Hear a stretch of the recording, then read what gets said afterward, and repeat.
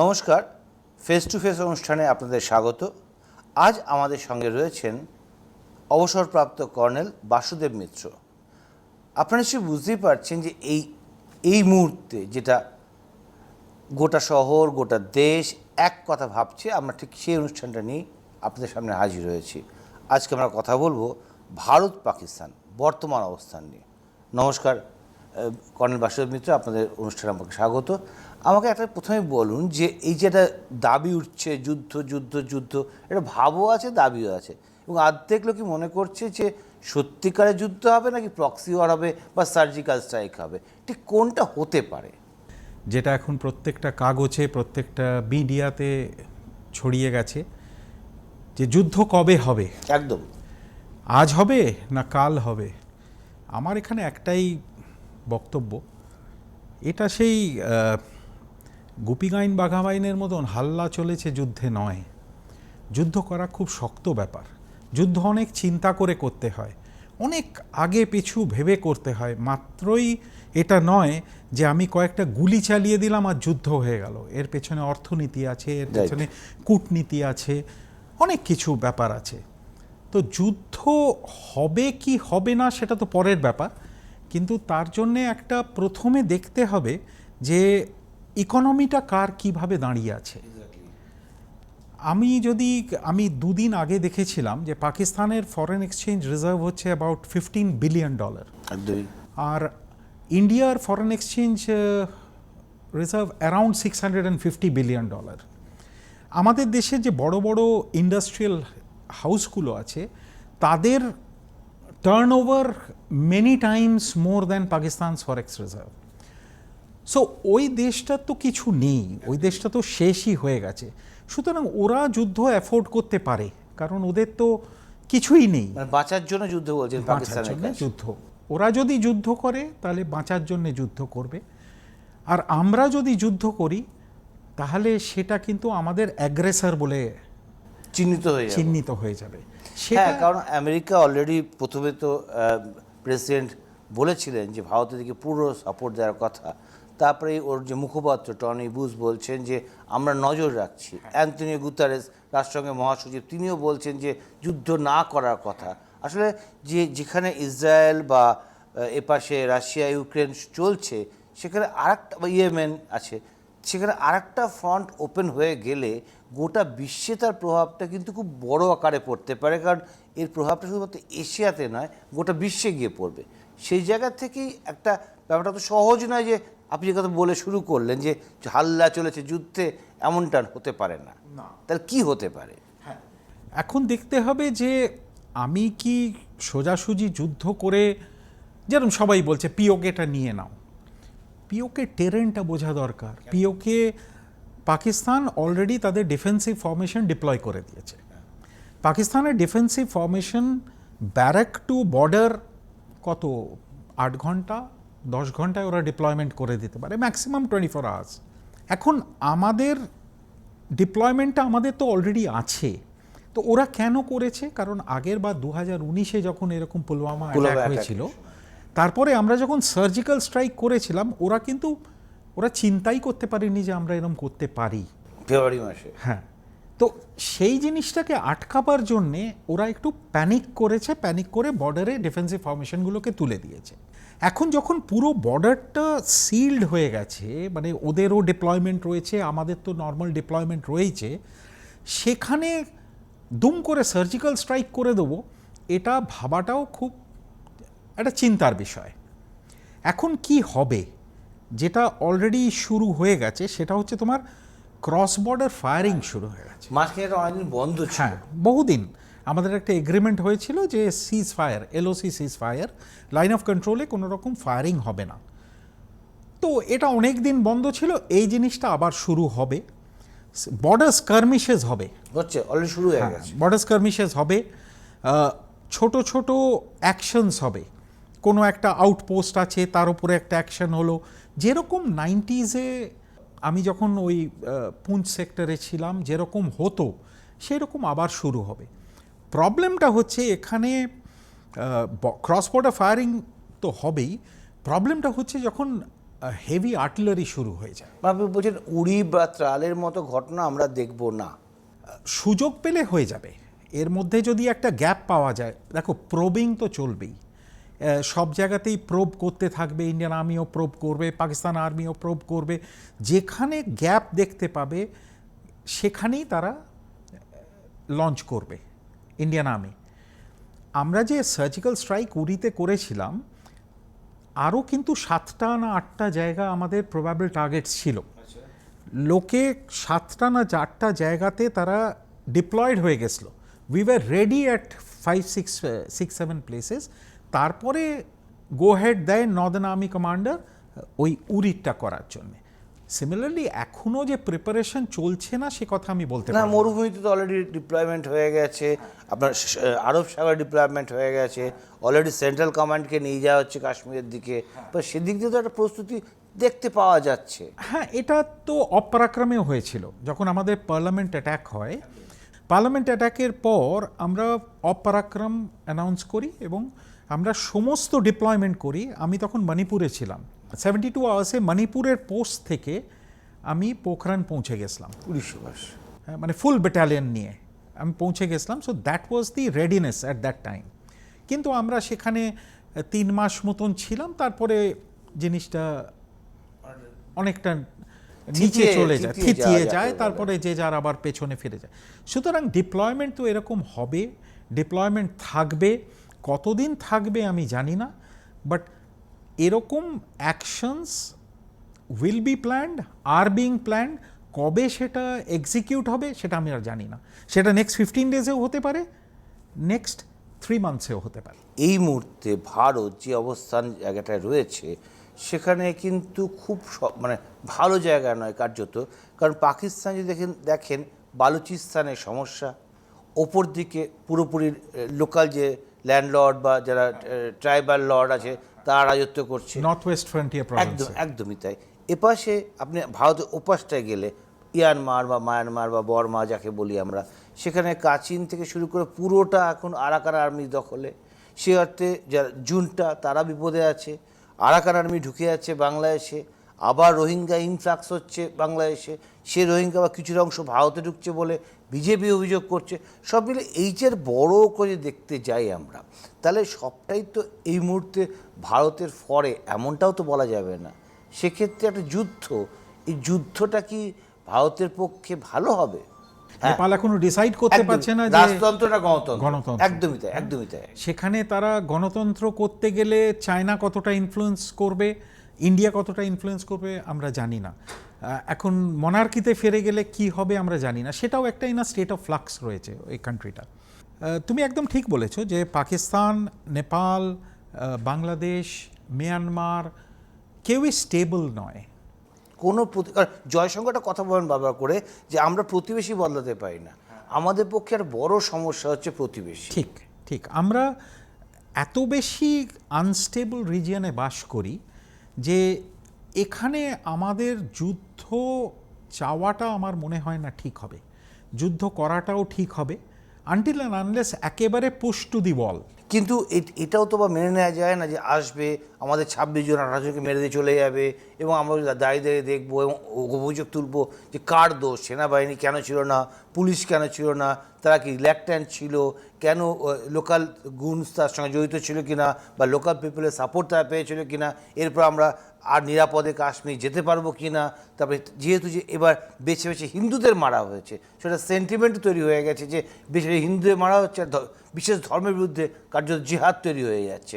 সেটাও তো একটা ভারতের মধ্যে একটা অর্থনৈতিক, সাংস্কৃতিক, ধার্মিক সব মানে আর্থসামাজিকভাবে একটা চাপ তৈরি হচ্ছে। হ্যাঁ, পাকিস্তানের সঙ্গে খেলতে গেলে ওদের কোর্টে সবসময় বল রাখতে হবে। মানে এটা আমার পার্সোনাল ওপিনিয়ন যে আমরা যে এই ধরো পুলওয়ামার পর তারপরে আমরা উরি স্ট্রাইক করি, তারপরে বালাকোট করি, তারপরেতে কিছু হচ্ছে না, আমরাও চুপচাপ বসে আছি, ওরাও চুপচাপ, এভরিথিং ইজ গুড। কিন্তু আমার মনে হয় যে সবসময় আমাদের ওখানে প্রোঅ্যাক্টিভ থাকতে হবে, ওয়ান স্টেপ ফরওয়ার্ড। ওরা যা ভাবছে, কারণ পাকিস্তানের এক্সিস্টেন্স ইজ অন কাশ্মীর। ওদের যে চিফ আছেন মুনির, উনি বলেছেন যে Kashmir is a jugular vein. তো জুগুলার ভেন যদি কেউ কাউকে বলে, কোনো জায়গাকে বলে, সে তো সেটা ছেড়ে দেবে না। কখনোই নয়, বুক দিয়ে আঁকতে হবে। হ্যাঁ, what is the ইয়ার্ডস্টিক of normalcy? আমরা কিন্তু নর্মালসি অফ ইয়ার্ডস্টিক ধরে নিয়েছি ট্যুরিজম। একদম। কাশ্মীরে নর্মাল হয়ে গেছে কেন না, এত ট্যুরিস্ট যাচ্ছে, 35 লক্ষ ট্যুরিস্ট যাচ্ছে, বলা 34। হচ্ছে। হ্যাঁ, তো আমার পার্সোনাল ওপিনিয়ন হচ্ছে যে ট্যুরিজমের ইয়ার্ডস্টিকটাকে দিয়ে নর্মালসিকে ডিফাইন করা যায় জাজ করা যাবে না। না, জাজ করা যায় না। এবং আমরা যদি করে থাকি তাহলে আমাদের সকলের সেটা ভুল হয়েছে। একদম, এই ভুলটা আমরা করেছি বলে মনে হচ্ছে। কাশ্মীরের ট্যুরিজমটা ফিরছিল আস্তে আস্তে, কমে কমে বাড়তে প্রায় 34 লাখ। আর যদি হিসাব যে কথা আপনি বলছেন কিছুক্ষণ আগে, আমরা যদি ধরেও নিই প্রতিজন ট্যুরিস্ট 10,000 টাকা করে খরচ করছে মিনিমাম, তাহলেও তার বিশাল বিশাল অঙ্ক, যে ভারতের অর্থনীতির প্রায় বড় অংশ। ফলে ওই যে টাকাটা পাম্প করা হচ্ছে কাশ্মীর, কি কাশ্মীর তো কাজ যদি বেঁচে আছে ভারতের পয়সাতে, সেখান থেকে ভারতের মধ্যে থেকে ভারতের বিরোধিতা করব, যে কথাটা বারবার করে সাইফুদ্দিন সোজের মতো লোকজন এরকম ঘটনা ঘটার পরও যে বিবৃতি দিচ্ছে, বরং বলতে হবে যে ওমর আবদুল্লাহ বা ফারুক আবদুল্লাহ তাও তো এই মুহূর্তে রেসপন্সিবল হয়ে কথা বলছেন। কিন্তু সাইফুদ্দিন সোজের মতো লোকজন বা মেহবুবা মুফতির মতো লোকজন যে কথাগুলো বলছেন, এটা আমার বুকের উপর বসে আমার দাড়ি উপরানোর মতো ঘটনা ঘটে যাচ্ছে। এইটাই তো মানুষের, মানে কাশ্মীর বাদে ভারতের বাকি অংশের মানুষের সেন্টিমেন্ট, যে এটা কেন হবে। হ্যাঁ, এইখানে ওমর আবদুল্লাহকে কিন্তু অ্যাপ্রিসিয়েট করতে হবে। উনি যে কথাটা বলেছেন যে আমি এখন স্টেট ফুডের কথা বলবোই না, আমি ইনভাইট করেছিলাম on behalf of government of Kashmir এবং আমি 26 জনকে প্রোটেকশন দিতে পারিনি, which is a very sensible thing. এবং অন্যরা যেভাবে কথা বলছে, অন্যরা যেভাবে তাদের পলিটিক্যাল মাইলেজ তোলার চেষ্টা করছে, দ্যাট ইজ রং। আর আমরা, কাশ্মীর হ্যাজ টু ডিসাইড যে কাশ্মীর কি চায়। আমি এখান থেকে বসে কাশ্মীরকে বলতে পারি না যে তুমি কি চাও। কাশ্মীরকে বোঝাতে হবে যে তুমি কিন্তু আমার অঙ্গ তো তুমি জানো, তোমাকে তো আমি ছাড়বো না, কিন্তু সেই অঙ্গটা রাখার জন্যে আমি তোমাকে যে হেল্পগুলো করি, let us why should we not stop everything? এটা একটা মানে র্যাডিক্যাল চিন্তা ভাবনা। একদম, এই কথাগুলো কেউ কেউ বলছেন যে আমরা যদি সব বন্ধ করে দিই, এই যে আমরা যে দামে চাল কিনি, তেল কিনি, ফুয়েল কিনি, ওরা তার চেয়ে অনেক কম দামে এতদিন পেয়ে এসছে। আমি বন্ধ করতে বলছি না, এতদিন আমি বলছি আমি কলকাতায় যে দামে ফুয়েল কিনি, let us bring a parity in Kashmir. একদম। ওরাও তাইতে কিনুক। বিশেষ মর্যাদা কেন? কেন? আমার সেই প্রশ্নটা কেন। ইকোনমিক্যালি তুমি যতক্ষণ না কোনো জায়গাকে হিট করতে পারছো বা লোকে হিট হচ্ছে, ততক্ষণ কিন্তু তারা বুঝবে না। তারা যদি পেতে পেতে অভ্যস্ত হয়ে গেছে, একটা ওটা না গা সওয়া হয়ে গেছে।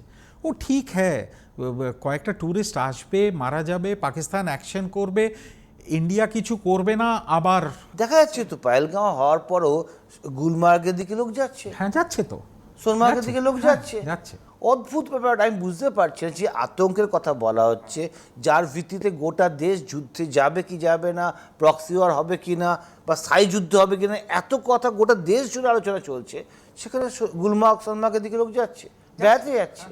তার মানে কাশ্মীরের মধ্যে একটা খাড়াখাড়ি ভাগ রয়েছে, যে কোথায় জায়গাটায় এখনও টেররিস্টরা রাজত্ব করছে 2019-এর পরও, এবং স্লিপার সেলগুলো কাজ করছে এবং লোকাল পিপলের সাপোর্ট পাচ্ছে। কারণ একটা জিনিস তো স্পষ্ট, জিপম্যানের ওই যে ভিডিও যেটা ভাইরাল হয়েছে, সেটা দেখার পরেই বোঝা যাচ্ছে যে লোকাল পিপল জানতো এরকম একটা অ্যাটাক হতে পারে বা হতে যাচ্ছে, তার ওই রিয়াকশন হয় না। হ্যাঁ, কিছু ওই রিয়াকশন হয় না। হ্যাঁ, লোকটা এখন বলছে যে আমরা বাজ পড়লেও আমরা ওই কথাটা বলি, কিন্তু সেটা ঠিক আছে, কিন্তু তোমার যেটা feeling, but I completely agree with you যে যারা জানার তারা জানতো যে কিছু একটা হবে। আজকে আমার পাড়ায় আমরা জানতাম না, সেটা তো আবার আমাদের পার্টে, মানে ইন্ডিয়ান পার্টে, পুলিশ পার্টে, ডিফেন্স পার্টে ইন্টেলিজেন্স ফেলিওর। তুমি এটা যদি দেখো, আমি বলি আজকে কলকাতা শহরে, ধরো আমি নর্থ ক্যালকাটায় থাকি আর সাউথ ক্যালকাটায় থাকি কোথাও, আমার পাড়াতে যদি 6 জন 7 জন 8 জন লোক, বেপাড়ার লোক এসে একটা বাড়িতে থাকে, আমি জানতে পারবো না? একদম, আমি তো জানতে পারবো কিছু তো একটা হচ্ছে। তো আমি যখন তাদের জানতে পারছি এখানে আছে, তার মানে তারা কিছু করতে এসেছে, কোনো একটা গড়বড় করতে এসেছে। আমি সেখানে যদি তারপরে আমি যদি কিছু না বলি, কোনো react না করি। হ্যাঁ, only there are two reasons. One is that আমি ভয় করছি না, আর সেকেন্ড হচ্ছে আমি ট্যাসিটলি তাদের সাপোর্ট করি। যে কথাটা বলছিলাম কর্নেল মিত্র, সেটা হচ্ছে যে আমি কিছু দেখে রিয়্যাক্ট করছি কি করছি না, সেখান থেকে একটা প্রশ্ন উঠে আসছে, সব ঘটনার নাটেগুরু আমেরিকা। এসব বললে কেউ কেউ বলছে সেকু, ফেকু, মেকু, সোশ্যাল মিডিয়া খুললেই এখন এই শব্দগুলো বেশ উঠে আসছে, যে কিছু বলে ফেকু, কেউ বলে সেকু, কেউ বলছে মেকু। আমি ওইটার মধ্যে যাচ্ছি না, কিন্তু একটা তো ঘটনায়, কারণ সাম্প্রতিককালে আমরা দেখেছি গত আগস্ট মাসে বাংলাদেশে একটা সরকার বদলে গেছে, রাতারাতি কার্যত। হঠাৎ করে কিছু ছাত্র রাস্তায় নেমে আসলো, সরকার বদলে গেল। ছাত্র বলে কোয়েশ্চেন কোট আনকোট নিশ্চয়ই। তো সরকার বদলে গেল, এবং তারপর দেখলাম আমরা যে সরকার এলো, সে সরকার আমেরিকা যে দাবিগুলো করছিল, চীন যে দাবিগুলো করছিল, আস্তে আস্তে কার্যত মেনে নিচ্ছে, যদিও সরকারিভাবে সে মেনে নেওয়ার কথা কেউ স্বীকার করছে না।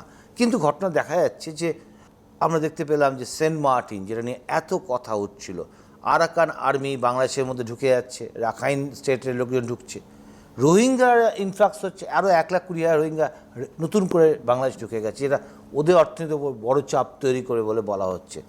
এবং আমরা যদি দেখি আমেরিকা আমাদের এই অংশটাকে ঘিরে যে একটা হাইওয়ে ট্র্যাক তৈরি করতে চাইছিল, এবং যেটা কার্যত চীনের যেটা মূল সাপ্লাই বন্দর, সেটাকে আটকে দেওয়ার মতো অবস্থা ছিল, এবং আমরাও গোল্ডেন ট্রায়াঙ্গেল যেটা তৈরি করতে চেয়েছিলাম আটকে যাচ্ছি যেখানে মায়ানমারে গিয়ে।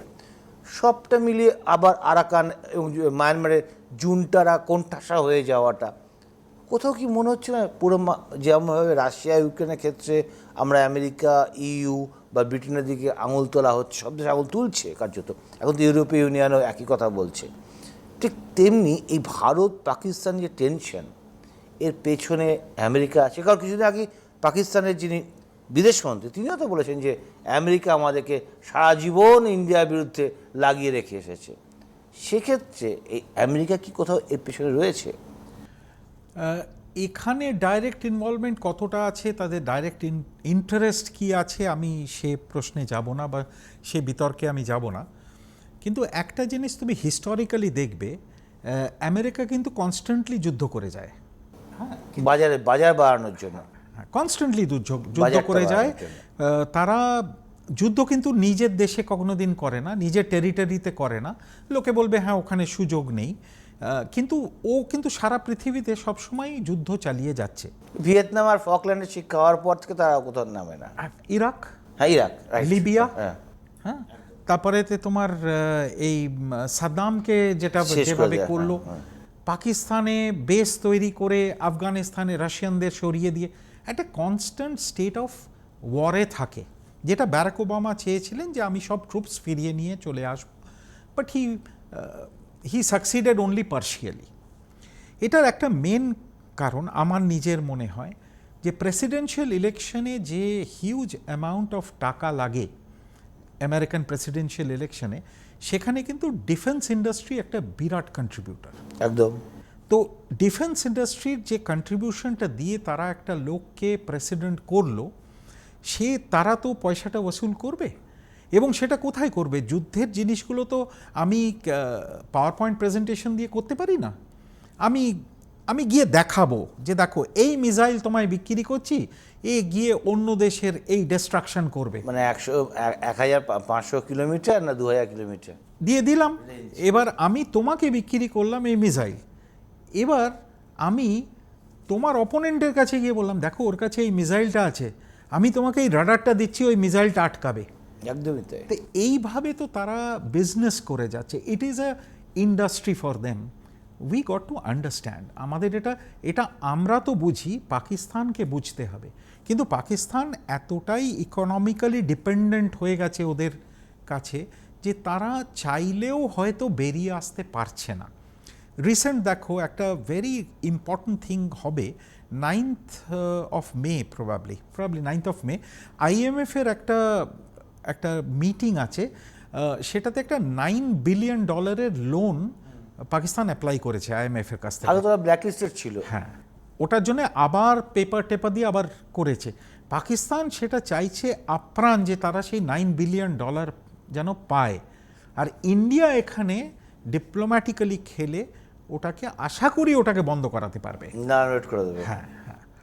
তো একটা দেশের কন্ডিশন তুমি দেখো, পাকিস্তানের ইকোনমি, গত বছর তোমার মনে আছে যে পাকিস্তানের যে হোম মিনিস্টার ছিল সে ন্যাশনাল নিউজ পেপারে সে রিকোয়েস্ট করেছিল টু অল পাকিস্তানিজ যে তারা যেন দিনে 2 কাপের বেশি চা না খায়। এটা কত বড় লজ্জার কথা একটা দেশের কাছে, কারণ তাদের কাছে ফরেক্স নেই চা কেনার। চা তো তারা প্রডিউস করে না, তারা শ্রীলঙ্কা, কেনিয়া এইসব জায়গা থেকে চা নিয়ে আসে। তারা দেশের লোককে বলছে যে তুমি 2 কাপ চা খাও, তার বেশি খেও না, কারণ আমার কাছে পয়সা নেই চা কেনার। এই সব জিনিসগুলোর পরেও পাকিস্তানকে বেঁচে থাকার জন্যে ইন্ডিয়াকে সমানে বিরক্ত করে যেতে হবে।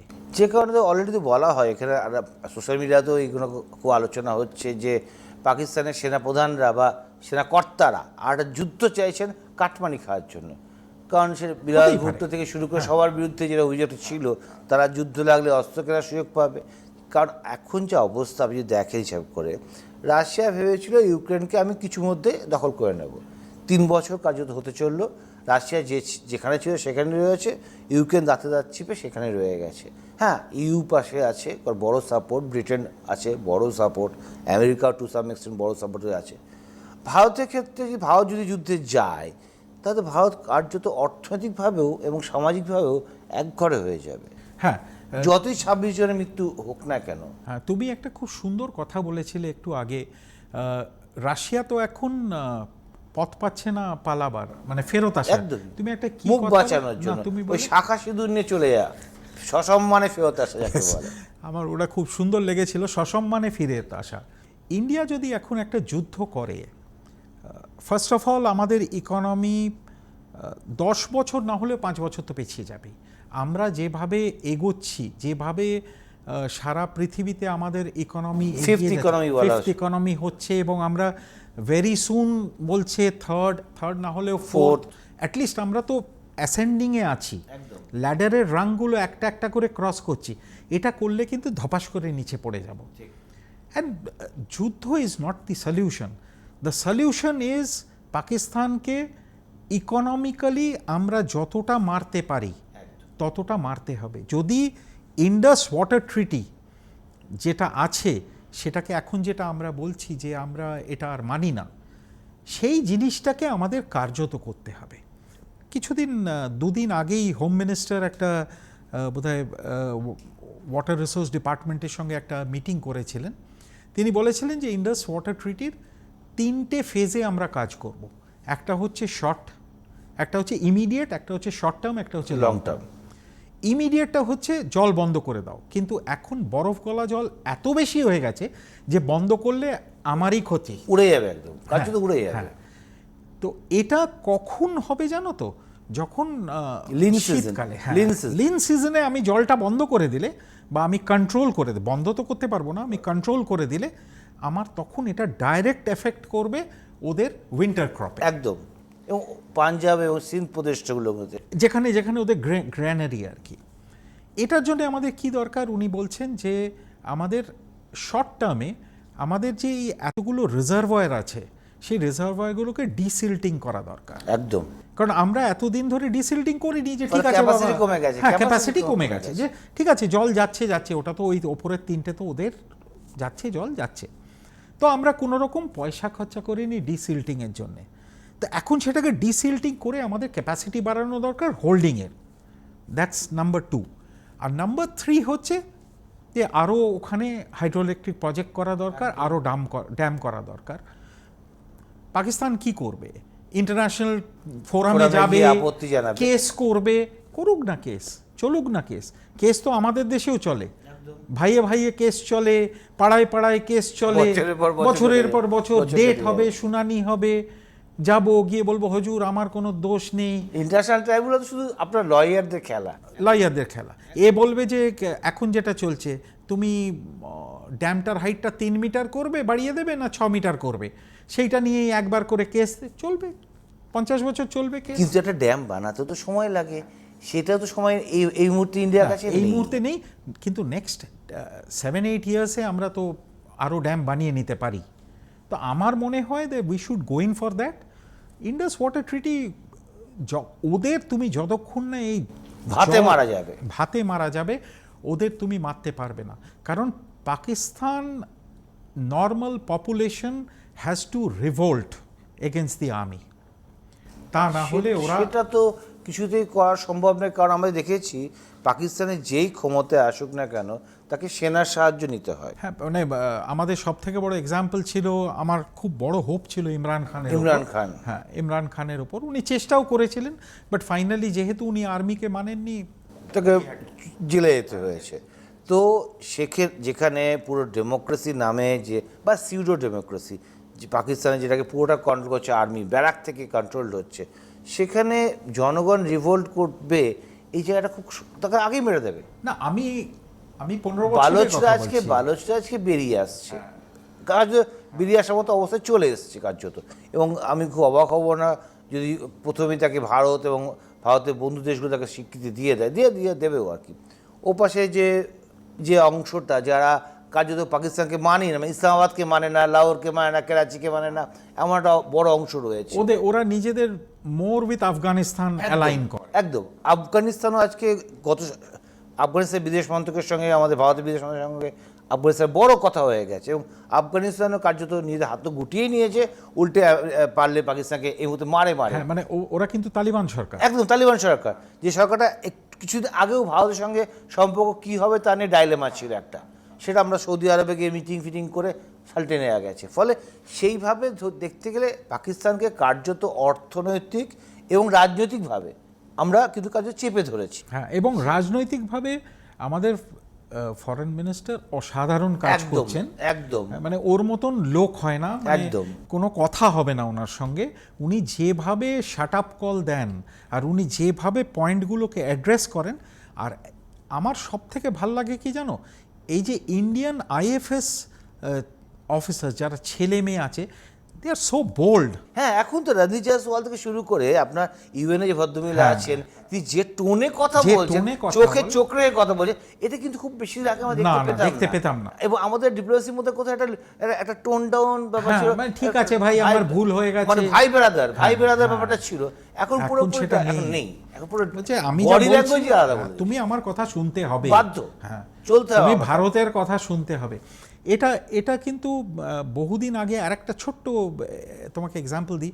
অটল বিহারী বাজপেয়ী যখন আমাদের প্রাইম মিনিস্টার ছিলেন, প্রধানমন্ত্রী, উনি যখন ইউনাইটেড নেশনসকে অ্যাড্রেস করেছিলেন, উনি হিন্দিতে করেছিলেন। তখন ওনাকে বলা হয়েছিল যে তুমি হিন্দিতে কেন, ইংরেজি? বললো না, আমার এটাই আমার ল্যাঙ্গুয়েজ, তোমরা তো অন্যদের ল্যাঙ্গুয়েজকে ট্রান্সলেট করে শুনছো, আমারটাও ট্রান্সলেট করবে। So that was not the language was important, but the statement was important. একদম ঠিক সেইভাবেই এখন ইন্ডিয়ান ফরেন সার্ভিসের লোকেরা চতুর্দিকে এত বোল্ড অ্যান্ড এত অ্যাগ্রেসিভ হয়ে গেছে, আমার অ্যাজ অ্যান ইন্ডিয়ান খুব ভালো লাগে। বিক্রম ডোরাই স্বামী, আমার সাম্প্রতিককালে যে কটা লোক এসছে, প্রত্যেক বডি ল্যাঙ্গুয়েজ, অ্যাপিয়ারেন্স, কথাবার্তা, স্টেটমেন্ট সব কটা কিন্তু আমরা কাট করে যাচ্ছি, মানে এর মধ্যে কোনো নমনীয় ব্যাপার না, নমনীয় নেই। আর আমি কি চাই সেটা আমার মধ্যে কোনো ডাউট নেই। সেক্ষেত্রে একটা যেটা আসছে যে প্রায় জায়গাতে বলা হচ্ছে ভারতের এত আর্মি আছে, এত আমাদের বিমান আছে, এত ট্যাঙ্কস আছে, এবং সে তুলনায় পাকিস্তান নাকি 1/4 আছে। তাহলে যুদ্ধটা তো সমানে হয়। রাশিয়া ইউক্রেনের ক্ষেত্রেও কিন্তু একই কথাই বলা হচ্ছিল যে রাশিয়ার অনেক কিছু আছে, ইউক্রেনের কিছুই নেই। কিন্তু কার্য দেখা গেল 3 বছর সে উল্টোটা হয়ে গেছে। চারিপাশ থেকে ইউক্রেন এত জিনিস পাওয়া শুরু করলো যে রাশিয়ায় কার্যত যে আমাদের চেয়ে অনেক গুণ এগিয়ে, অ্যাটলিস্ট ফুয়েলে, ইকোনমিক্যালি সব দিক দিয়ে অনেক গুণ এগিয়ে, যদি এখন রুবেলের দাম পড়ে যাচ্ছে, রুবেলের দাম কমছে সে অর্থে। তাহলে এই যে তুলনাগুলো আসছে, এগুলো কি শুধুমাত্র বাজার গরম করা? আমার মনে হয় তাই। এগুলো দেখো, শুধু সংখ্যা দিয়ে যুদ্ধ হয় না, যুদ্ধটা স্ট্যাটিস্টিক্সে হয় না, স্ট্র্যাটেজিতে হয় আর জিগারে হয়। হ্যাঁ, ইউক্রেনিয়ানসদের জিগার আছে যে অত বড় একটা দেশের আর্মির সঙ্গে তারা দাঁতে দাঁত চেপে লড়ে যাচ্ছে। আজকে যদি ইন্ডিয়ান যে কথাটা বলা হচ্ছে যে ইন্ডিয়ার প্রচুর ট্রুপস আছে, পাকিস্তানকে গিয়ে গুঁড়িয়ে দিতে পারে, আমি মেনে নিচ্ছি যে ঠিক আছে, সব ট্রুপস আমি ডিপ্লয় করে দিলাম। এবার আমার তো একটা বর্ডার নয়, আমার চাইনিজ ফ্রন্ট রয়েছে। চায়না কি করবে? ও তো ওর ছোট ভাই, পাকিস্তান তো ওর ছোট ভাই। ও কি করবে? চায়নার কোনোদিনই offensive, he is never an aggressor. কখনো নয়। এখানে আমার একটা নিজের ধারণা আছে যে একটা দেশ, সে নিজেকে, তার সিভিলাইজেশন বহু পুরনো, সেই দেশের মেন্টালিটি কিভাবে বোঝা যায় জানো? সে দেশের মেন্টালিটি হচ্ছে সে একটা দেয়াল বানিয়ে বসে রইল যে আমাকে কেউ যেন এসে অ্যাটাক না করে, রাদার যে আমাকে যে অ্যাটাক করবে আমি এগিয়ে গিয়ে ব্যাটলফিল্ডে তার সঙ্গে লড়াই করে তাকে সেখানে আটকাবো। তো তাদের মানসিকতাটা আমার তো মনে হয় ডিফেন্সিভ, মানে তারা কোনোদিনই এরকমভাবে অ্যাটাক করতে পারবে না। বা এসে কি করবে? অরুণাচলে একটুখানি ঝামেলা করে দিল, তারাবাজি করে চলে হ্যাঁ, যাচ্ছে, করে যাবে, তারাবাজি করে চলে যাচ্ছে। ওখানে আকসাই চীনে করে দেবে। Disturbing element। কিন্তু সেখানে আমরা রিস্ক নিয়ে আমরা কিন্তু ডিপ্লয়মেন্টটা সরাতে পারবো না ওখান থেকে।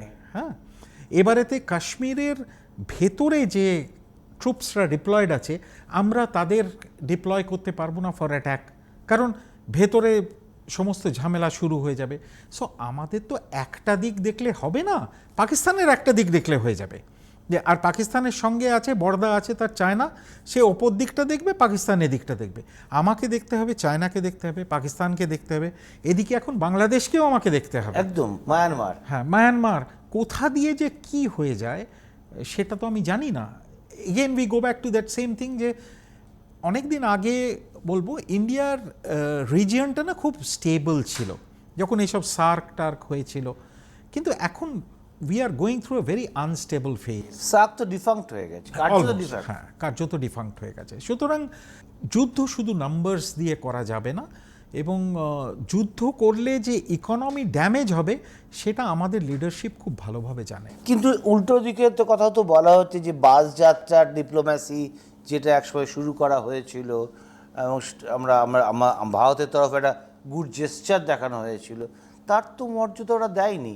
যে কথাটা জয়শঙ্কর বলেন যে প্রতিবেশী বদলানো যায় না, আমার প্রতিবেশী যদি একটা রোজ ঝগড়ুটে লোক থাকে, তাকে আমি মিনিমাইজ করবো কি করে বা সামলাবো কি? তাকে কন্টেন করে রাখতে হবে। এক্স্যাক্টলি। হ্যাঁ, তাকে তার সঙ্গে কোনো রকম ডিপ্লোম্যাসি, ভালোবাসা, ফ্রেন্ডশিপ, বাস পাঠানো, ক্রিকেট খেলা এইসব কিচ্ছু চলবে না। তাকে চাপে রাখতে হবে সব সময়, কনস্ট্যান্ট চাপে রাখতে হবে। তাকে এমন চাপে রাখতে হবে যে তার সব সময় যেন বর্ডারে ডিপ্লয়মেন্ট থাকে, নাভিশ্বাস উঠে যায়। সেটা ক্রস বর্ডার ফায়ারিং হোক, তার জন্যে জায়গায় জায়গায় সার্জিক্যাল স্ট্রাইকস হোক, তার জন্যে ইন্ডাস ওয়াটারকে টাইট করে দেওয়া হোক, তার জন্যে রাজনৈতিকভাবে তাকে সৌদি আরেবিয়াকে দিয়ে ইয়া এমিরেটস কাতারকে দিয়ে প্রেশার দেওয়ানো হোক। আমেরিকার উপর ভরসা করা যাবে না। হ্যাঁ, সুতরাং তাকে ছেড়ে দাও। ডিপ্লোম্যাটিক্যালি ওদের চাপে রাখতে হবে, মিলিটারিলি চাপে রাখতে হবে, আর কাশ্মীরকে বুঝতে হবে যে হোয়াট ডু দে ওয়ান্ট।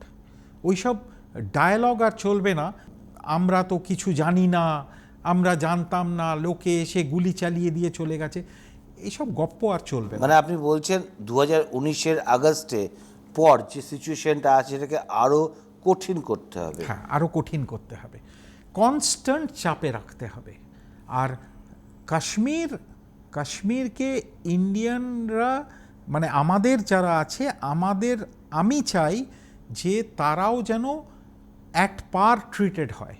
মানে কনফিডেন্স বিল্ডিং মেজার আর জোরদার করার কথা আপনি বলছেন। হ্যাঁ, আমি যেরকম তোমায় বলছি, একটা এই যে স্ট্রাইকটা হলো আফটার দি টেররিস্ট অ্যাটাক, একটা স্ট্রাইক হলো যাতে একটা কাশ্মীর টাইমস ফার্স্ট পেজটা পুরো ব্ল্যাক করেছিল। এটা যুগান্তকারী। এটা আমার সার্ভিস লাইফে আমি কোনোদিন দেখিনি।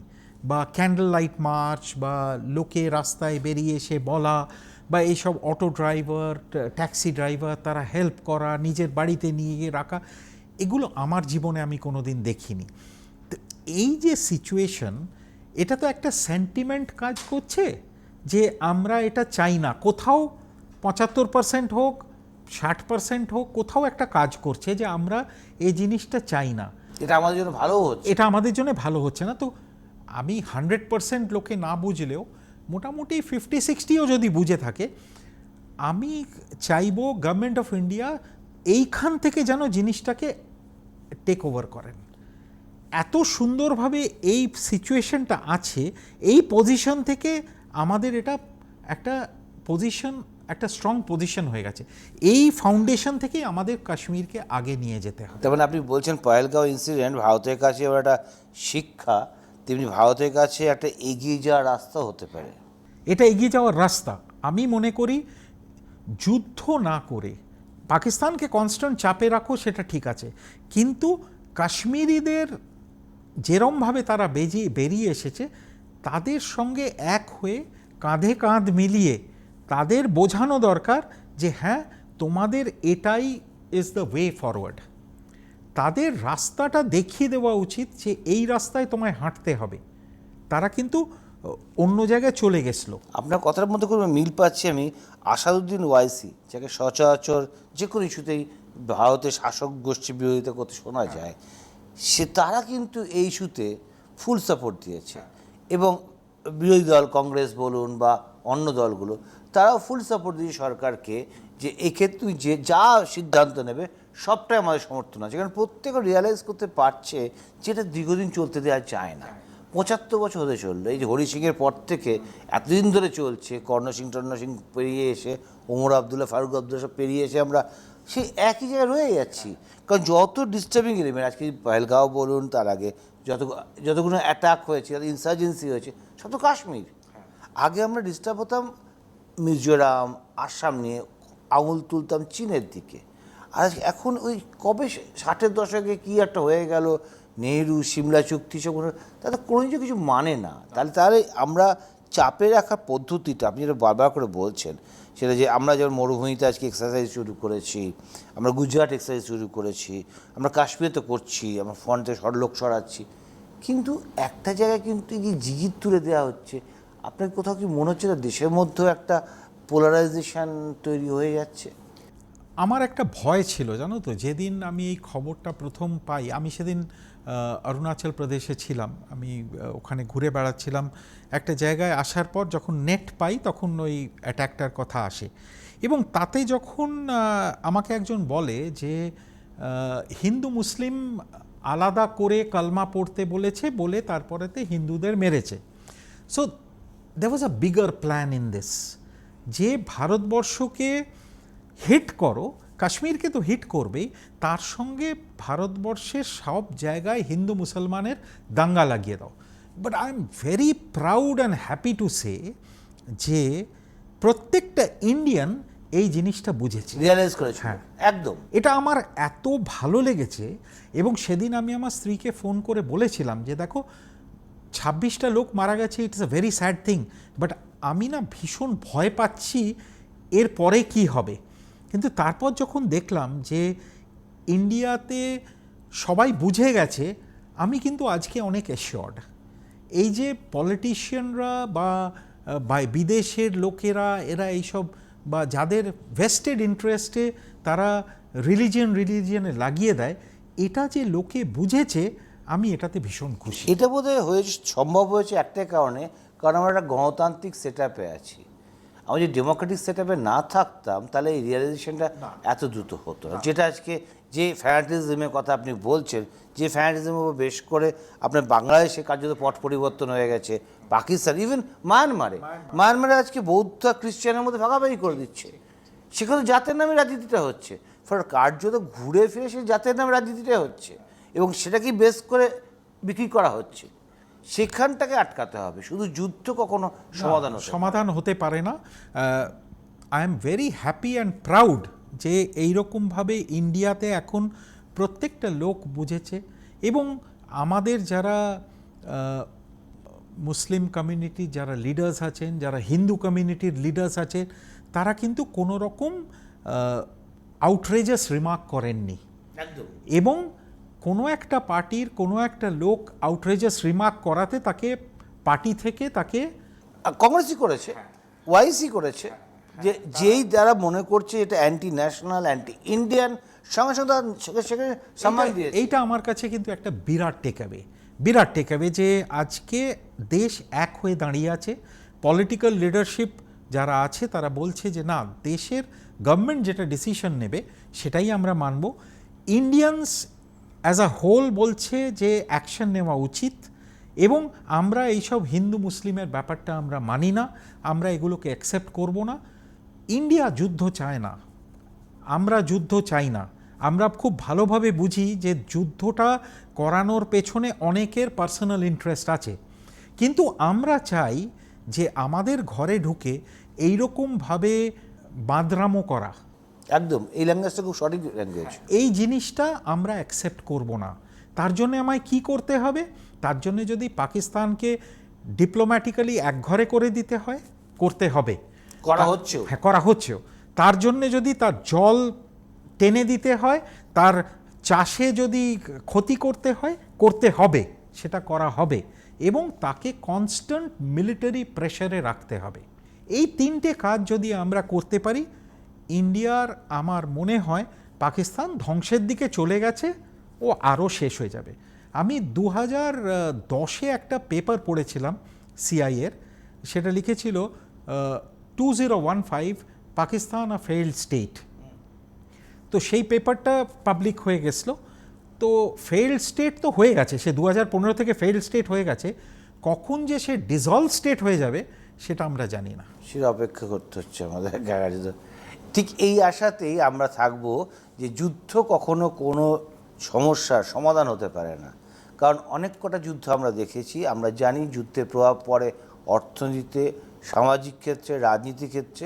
আমাদের বড় একটা আশার জায়গা যে এই মুহূর্তে সমস্ত ভারতবাসী এককাট্টা হয়ে একটাই চাইছে, প্রার্থনা যে পাকিস্তানকে উচিত শিক্ষা দেওয়া হোক, এবং সেটা সঠিকভাবে বিফিটিং ম্যানারে, যে সঠিকভাবে উত্তর দেওয়া হোক, এবং সেই সেই সেই জবাবটা যেন শান্তিপূর্ণ হয়েতে আগামী দিনে কাশ্মীরকে আরও ফুলে ফলে পল্লবিত করার দিকে নিয়ে যেতে পারে। এই আশাতেই অনুষ্ঠান শেষ করছি। ধন্যবাদ।